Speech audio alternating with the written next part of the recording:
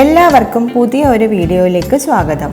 ഹോട്ടലിലൊന്നും പോകാതെ വീട്ടിൽ തന്നെ ഫ്രൈയിങ് പാനിൽ രുചികരമായ തന്തൂരി ചിക്കൻ എങ്ങനെ ഉണ്ടാക്കാം എന്നതാണ് ഈ വീഡിയോയിലൂടെ കാണിക്കാൻ പോകുന്നത്.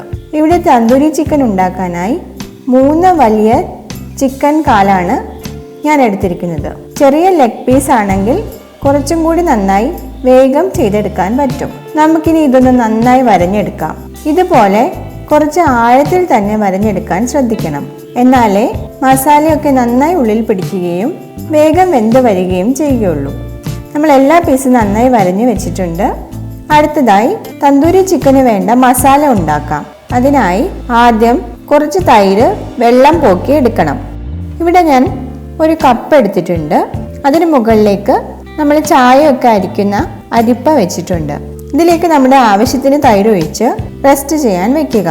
ഒരു 10 മിനിറ്റ് കൊണ്ട് ഇതുപോലെ വെള്ളമൊക്കെ പോയി കട്ട തൈരായി കിട്ടും. ഇനി നമുക്ക് മസാല ഉണ്ടാക്കാം. അതിനായി 2.5 ടേബിൾ സ്പൂൺ കാശ്മീരി മുളക് പൊടി, 1/2 ടീസ്പൂൺ മല്ലിപ്പൊടി, 1/2 ടീസ്പൂൺ മഞ്ഞൾപ്പൊടി, 1 ടീസ്പൂൺ ഗരം മസാല, 1/2 ടീസ്പൂൺ ജീരകം റോസ്റ്റ് ചെയ്ത് പൊടിച്ചത്, 1 ടീസ്പൂൺ കുരുമുളക് പൊടി, 1/2 ടീസ്പൂൺ ചാറ്റ് മസാല. ഇത് നമുക്ക് പാക്കറ്റായി വാങ്ങാൻ കിട്ടും. 2 ടേബിൾ സ്പൂൺ ഇഞ്ചി വെളുത്തുള്ളി പേസ്റ്റ്, 1 നാരങ്ങയുടെ നീര്, നേരത്തെ നമ്മൾ വെള്ളം പോക്കിയെടുത്ത കട്ടിയുള്ള തൈര് 3 ടേബിൾ സ്പൂൺ, 1 ടേബിൾ സ്പൂൺ വെളിച്ചെണ്ണ, നമ്മൾ എടുത്ത ചിക്കൻ്റെ പീസിനനുസരിച്ച് ആവശ്യത്തിന് ഉപ്പ്. ഞാനിവിടെ 1.5 ടീസ്പൂൺ ഉപ്പിട്ടിട്ടുണ്ട്. 1 നുള്ള് ചുവപ്പ് ഫുഡ് കളർ. ഇത് ആവശ്യമെങ്കിൽ മാത്രം എടുക്കാം. ഇതൊന്ന് നന്നായി മിക്സ് ചെയ്ത് എടുക്കുക.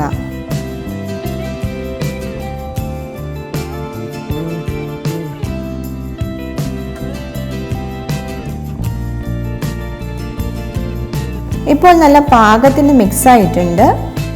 ഇനി ഈ മസാല ചിക്കനിലേക്ക് നന്നായി തേച്ച് പിടിപ്പിക്കാം.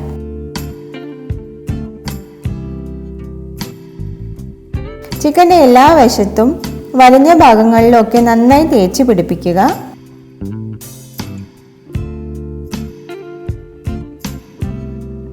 ഇനി നമുക്കിതൊന്ന് കവർ ചെയ്ത് വെക്കാം.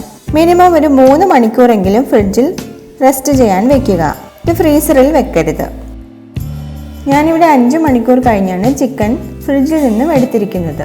ഇപ്പോൾ മസാലയൊക്കെ നന്നായി പിടിച്ചിട്ടുണ്ട്. ഇനി നമുക്ക് കുക്കിങ്ങിലേക്ക് പോകാം. ഞാനിവിടെ ഒരു പാൻ അടുപ്പത്ത് വെച്ചിട്ടുണ്ട്. ഇത് ചൂടാവുമ്പോൾ 1 table spoon butter, 2 table spoon വെളിച്ചെണ്ണ ഇവ ഒഴിക്കാം.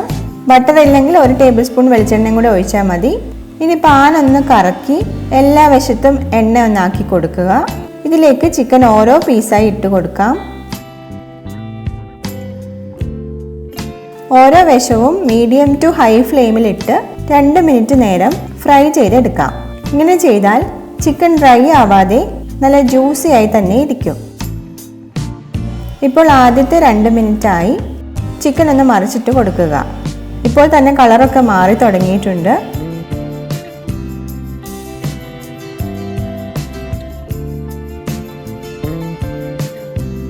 ഇപ്പോൾ അടുത്ത 2 മിനിറ്റുമായി നമുക്ക് വീണ്ടും ചിക്കൻ ഒന്ന് മറിച്ചിട്ട് കൊടുക്കാം. ഇപ്പോൾ ചിക്കൻ്റെ 2 ഭാഗവും റോസ്റ്റായി വന്നിട്ടുണ്ട്. ഇനിയാണ് നമ്മൾ ചിക്കനെ വേവിച്ചെടുക്കാൻ പോകുന്നത്. അതിനായി ലോ ഫ്ലെയിമിൽ ആദ്യം കുറേ നേരം നമുക്ക് അടച്ചു വെച്ച് വേവിക്കണം. ഇടയ്ക്കിടയ്ക്ക് തുറന്ന് തിരിച്ചിട്ട് കൊടുക്കുകയും വേണം.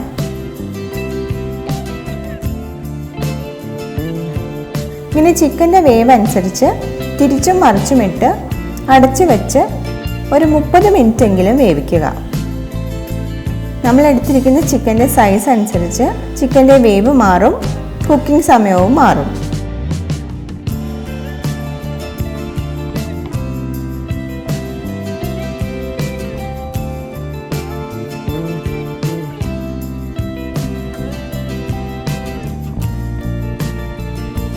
ഇവിടെ ചിക്കൻ നന്നായി വെന്ത് വന്നിട്ടുണ്ട്.